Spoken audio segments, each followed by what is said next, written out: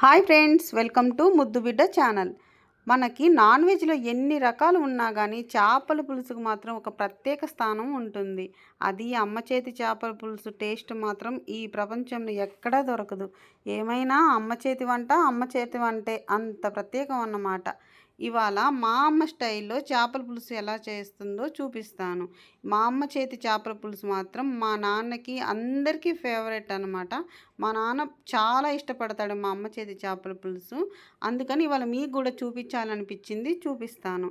ముందుగా 3 కిలోల చేపలకి 4 టమాటాలు, 3 ఉల్లిపాయలు బాగా కడిగి మిక్సీలో వేసుకోవాలి. ఇలా గుజ్జు చేసుకొని పక్కన పెట్టుకోవాలి. 3 కిలోల చేపలకు 3 సైజు నిమ్మకాయ సైజు అంత చింతపండును నానేసుకొని పక్కన పెట్టుకోవాలి. ఒక ఉల్లిపాయ సన్న ముక్కలు కట్ చేసుకోవాలి. పచ్చిమిరపకాయలు కూడా సన్న ముక్కలు కట్ చేసుకోవాలి. పులుసులో మనకు ఆనియన్స్ తగులుతూ ఉంటే బాగుంటుంది. 3 కిలోలు రాగంటి చేపలను తీసుకొని బాగా కడుక్కొని పక్కన పెట్టుకోవాలి. చేపలు ఎప్పుడైనా సరే పెద్ద ముక్కలే చాలా టేస్ట్గా ఉంటుంది. ఇప్పుడు బాండ్లీ పొయ్యి మీద పెట్టుకొని పల్లి నూనె కానీ సన్ఫ్లవర్ ఆయిల్ కానీ తీసుకొని, పల్లి నూనె నాకు ఇష్టం అనమాట, పల్లి నూనె వేసుకున్నాను. పల్లి నూనె బాగా వేడైన తర్వాత అందులో ఆనియన్స్, మనం కోసి పక్కన పెట్టుకున్న ఆనియన్స్, కొంచెం జీలకర్ర వేసి బాగా వేపుకోవాలి. ఫస్ట్ జీలకర్ర వేసుకుందాము, ఆ వాసన బాగా వస్తుందన్నమాట జీలకర్ర వేస్తే. తర్వాత ఆనియన్స్, పచ్చిమిరపకాయలు వేసుకొని బాగా వేపుకోవాలి. ఆనియన్స్ బాగా గోల్డెన్ బ్రౌన్ కలర్ రానవసరం లేదు, కొంచెం వేగితే చాలు. ఎందుకంటే చేపల పులుసుకి లైట్గానే వేగాలి. ఇప్పుడు బాగా వేగుతున్నాయి కదా, కొంచెం వేగిన తర్వాత దీంట్లో 1 స్పూన్ కానీ 2 స్పూన్లు కానీ మీ టేస్ట్కి తగినంత అల్లం వెల్లుల్లి పేస్ట్ వేసుకుందాం. అల్లం వెల్లుల్లి పేస్ట్ జస్ట్ కొంచెం వేగితే సరిపోతుంది. ఇలా బాగా కలుపుకోవాలి, లేదంటే అడుగంటేసిద్ది. ఇప్పుడు కొంచెం సాల్ట్ వేసుకుందాము. సాల్ట్ కొంచెం వేస్తే ఆనియన్స్ తొందరగా వేగిపోతాయి. కొంచెం పసుపు కూడా వేసుకుందాం. పసుపు ఇప్పుడే వేసేసామనుకోండి, కొంచెం పసుపులో ఉన్న స్మెల్ ఏదైనా ఉంటే పోతుందన్నమాట. ఇలా వేగిన తర్వాత మనం ప్యూరీ చేసి పెట్టుకున్న టమాటా ఆనియన్స్ని ఇప్పుడు దీంట్లో వేసేసేయాలి.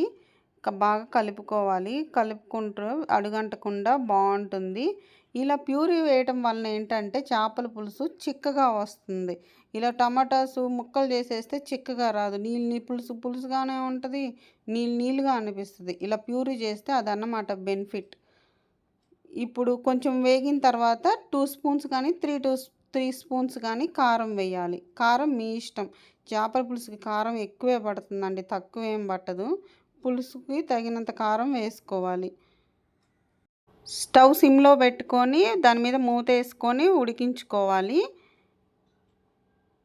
ఇలా టమాటాలు ఉడికిన తర్వాత ఆయిల్ పైకి తేలుతుంది. అప్పుడు మనం పక్కన నానబెట్టుకున్న చింతపండులో నుంచి గుజ్జు తీసి ఈ టమాటా ప్యూరీలో వేసేసి బాగా కలుపుకోవాలి.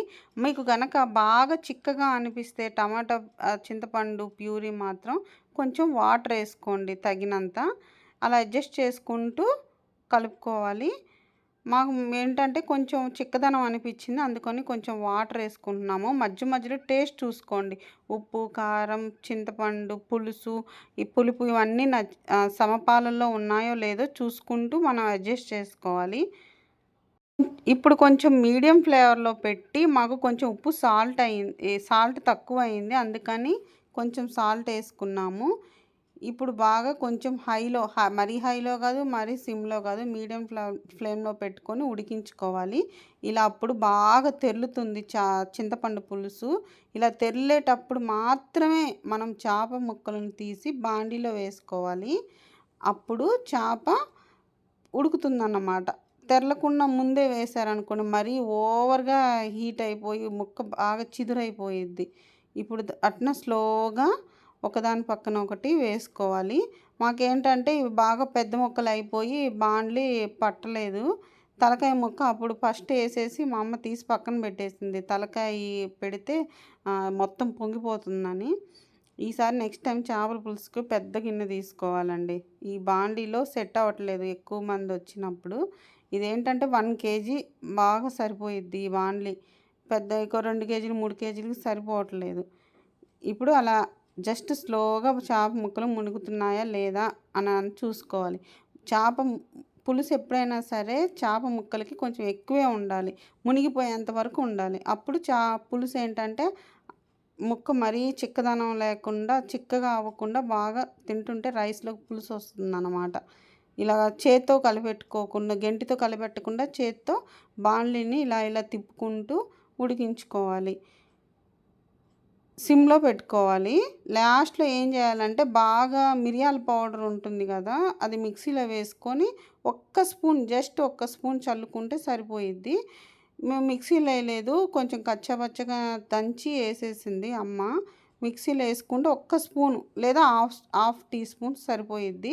మిరియాల ఫ్లేవర్ వేయడం వలన ఏంటంటే చేప పులుసుకి చాలా స్పెషల్ టేస్ట్ వస్తుంది. కావాలంటే మీరు డెఫినెట్‌గా ట్రై చేసి చూడండి. కొంతమంది ఏంటంటే లాస్ట్‌లో మెంతి పౌడర్ అయి చల్లుకుంటారు. అది ఒక్కొక్క చేపల పులుసు చాలా రకాలుగా చేయొచ్చండి. ఒక రకం అని కాదు. ఇది మాత్రం ఒక టేస్ట్ అనమాట ఇలా చేసుకుంటే. మిరియాల పౌడర్ వేస్తే డిఫరెంట్ టేస్ట్ వస్తుంది. మీరు కంపల్సరీ ట్రై చేయండి. లాస్ట్‌లో కొంచెం కొత్తిమీర చల్లేసి దించేసుకోవడమే. చాలా బావుంటుంది. ఒకసారి చూడండి ఎంత బాగా ఉడుకుతుందో. చేపల పులుసు వేసుకొని అలా వేడి వేడి అన్నం పెట్టుకొని తింటూ ఉంటే ఉంది నిజంగా ఫ్రెండ్స్ అంత అద్భుతంగా ఉంది. మీరు కంపల్సరీ ఖచ్చితంగా ట్రై చేయండి.